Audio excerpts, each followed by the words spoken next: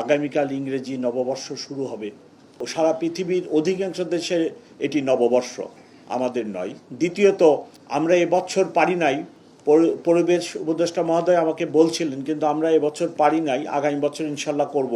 সেটা হলো সারা শহরে নয়, আপনি একটি নির্দিষ্ট স্থানে এই কাজটি করবেন। সিডনি শহরে আমি এরকম নববর্ষের দিনে আমার সময় কাটছে, কিন্তু সেখানে পুরা সিডনি শহরে এই কাজটি হয় না, মানুষের বাড়ির ছাদে ছাদে এই কাজটি হয়।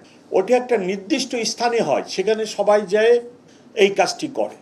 আমাদের পরিবেশ উপদেষ্টা মহোদয় আমাকে রিকোয়েস্ট করছিল এবং উনিও চেষ্টা করছিলেন যে এবছরই আমরা এরকম একটি ডিজাইন করব যে আপনারা অমুক জায়গায় যেয়ে এই কাজটি করে ফুর্তি করেন, কিন্তু এই বছর আমরা পারি নাই। হোপফুলি আগামী বছর আমরা এই কাজটি করব। বিগত বছরের অভিজ্ঞতায় দেখা যায় রাত্র 12টা 1 মিনিটে ব্যাপক হারে আতশবাজি, ক্লাস্টার বোমা, ফানুস ব্যবহার হয়ে থাকে। চলতি বছর